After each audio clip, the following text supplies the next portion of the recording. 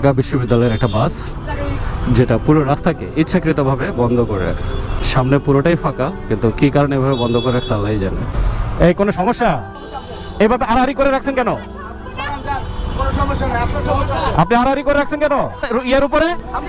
না না, আমি সেটা বলি না, রাস্তা আড়াআড়ি করে রাখছে।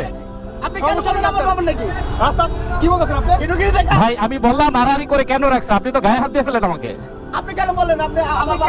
না না, এটা আসসালামু আলাইকুম।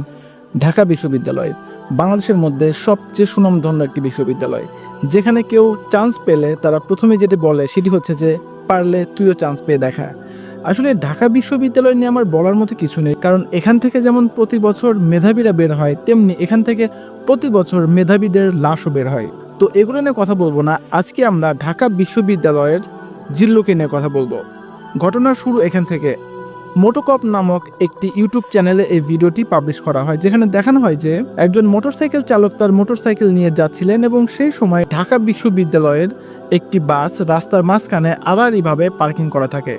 বাসের কন্ডাক্টরকে এ ব্যাপারে বলতে গেলেন যে রাস্তার মাঝামাঝি কেন বাসটি পার্কিং করা। সেই সময়ে কোনো কিছু না জেনে না বুঝে হঠাৎ করেই ঢাকা বিশ্ববিদ্যালয়ের একজন ব্রেইনলেস ছাত্র এসে হঠাৎ করেই সেই বাইকের গায়ে হাত তুলে বসলেন কোনো রকম কারণ ছাড়াই।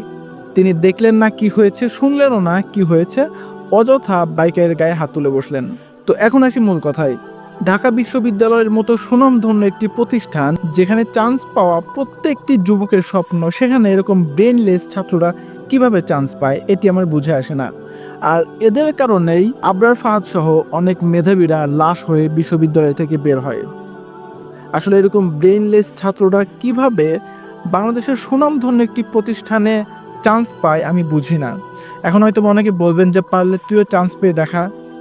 আসলে এখানে চান্স পাওয়া না পাওয়া বড় বিষয় না, এখানে বড় বিষয় হচ্ছে মানুষ হওয়া। ঢাকা বিশ্ববিদ্যালয়ে চান্স পেয়েও যদি আপনি মানুষ হতে না পারেন, তাহলে আমি বলবো যে আপনার হয়তোবা জন্মের মধ্যেই সমস্যা রয়েছে। কারণ বাংলাদেশের সুনামধন্য একটি প্রতিষ্ঠান, যেখান থেকে মানুষ হয়ে বের হবে, সেখানে এরকম কুলাঙ্গার কিছু মানুষ কিভাবে চান্স পায় আসলে আমি বুঝি না। তো যাই হোক, আসি মূল কথায়। এরকম জিল্লুকে আমরা চাই না, কারণ একটা বিষয় কি জানেন, যারা ঢাকা বিশ্ববিদ্যালয়ে পড়াশোনা করে তাদের কিন্তু বেশ বড় একটি গ্যাং রয়েছে।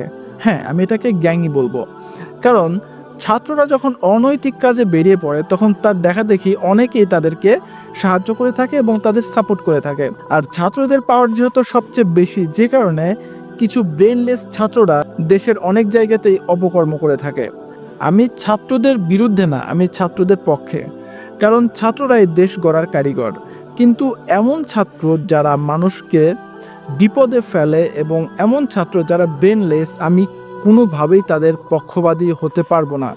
তো যাই হোক, এই ব্রেনলেস জিল্লুকে নিয়ে আমার বলার কিছু নেই, শুধুমাত্র একটাই কথা, এরকম ব্রেনলেস জিল্লুকে যদি আইনের আওতায় না আনা হয়, তাহলে ভবিষ্যতে আমরা ছাত্রদের উপর থেকে আস্থা হারিয়ে ফেলবো এবং ঢাকা বিশ্ববিদ্যালয় সহ বাংলাদেশের সুনামধন্য প্রতিষ্ঠানগুলো মেধাবীদের অভাবে ধীরে ধীরে তাদের যে সুনাম সেটি হারিয়ে ফেলবে। সেই সাথে যারা অভিভাবক রয়েছেন তারাও ভালো কোনো বিশ্ববিদ্যালয়ে তাদের ছেলেমেয়েদেরকে ভর্তি করাতেও ভয় পাবে।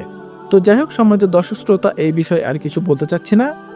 এই ছিল আজকের ভিডিও। এতক্ষণ আমাদের সাথে থাকার জন্য সবাইকে অসংখ্য ধন্যবাদ। দেখা হবে পরবর্তী ভিডিওতে। সেই পর্যন্ত ভালো থাকবেন, সুস্থ থাকবেন, আমাদের সাথেই থাকবেন। খোদা হাফেজ।